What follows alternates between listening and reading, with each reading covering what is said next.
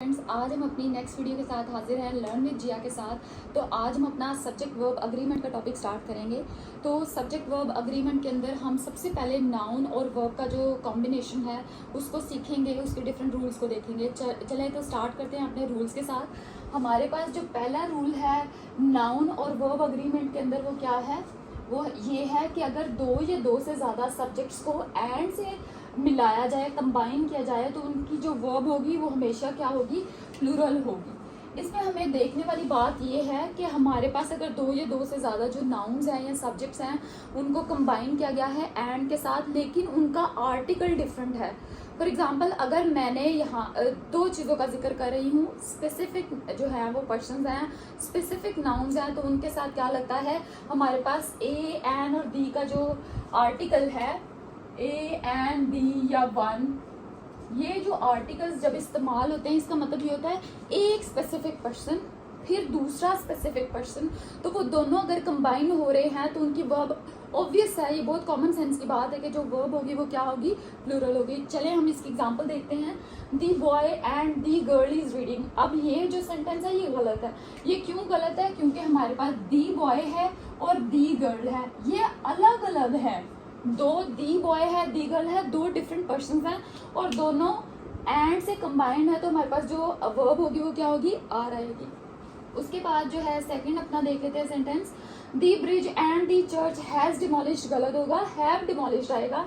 Third sentence है जी she and her father. अब ये अंडरस्टूड सी बात है कि शी यानी एक गर्ल है, हर फादर एक नया जो हमारे पास नाउन है, तो उनको क्या करेंगे, अगर नाम भी डिफरेंट आर्टिकल्स यूज किए गए हों तो हमें पता है कि इनके जेंडर से दिख रहा है। हमारे पास जो नाउन्स इस्तेमाल हुए हैं, प्रोनाउंस, उनसे ही देखा जा सकता है कि ये क्या है, दो डिफरेंट सब्जेक्ट्स हैं, तो इनके साथ जो वर्ब आएगी वो क्या आएगी, प्लूरल आएगी। ये बिल्कुल ठीक है। उसके बाद हम अपना सेकंड देखते हैं। रूल क्या है जी, टू और मोर subjects joined bye and but have a single article, it means verb would be singular.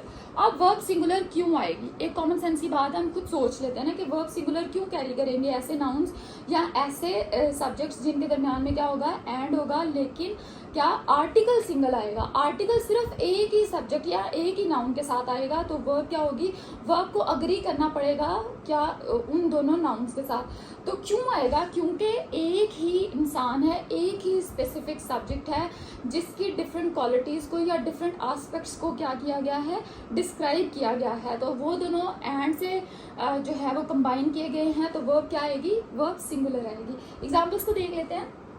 Example क्या है, दी poet and the musician is coming, बिल्कुल ठीक है, क्योंकि एक ही इंसान है, एक ही सिंगल नाउन है जो क्या है, पोएट भी है और म्यूजिशियन भी है।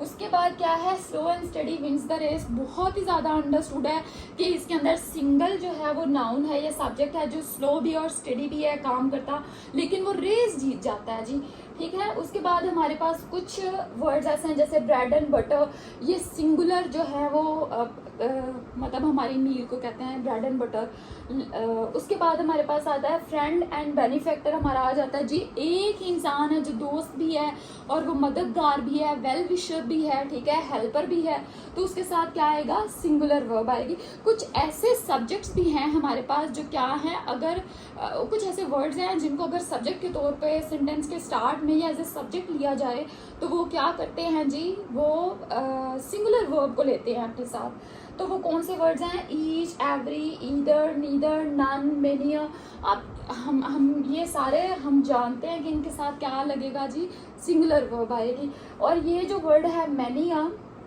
मैनिया को देख के ऐसे लगता है बहुत सारे, इसका मतलब है कि ये प्लूरल है, इसके साथ जो है प्लूरल नाउन आना चाहिए। It's very wrong. हमारे पास जो है मैनिया के साथ सिंगुलर सब्जेक्ट आएगा और हमारे पास या सिंगुलर नाउन आएगा और इसके साथ सिंगुलर वर्ब ही कैरी होगी। Thank you so much, I hope आपको समझ आई होगी। नेक्स्ट वीडियो में इंशाल्लाह इसके नेक्स्ट रूल्स को डिस्कस करेंगे। टिल देन अल्लाह हाफिज़।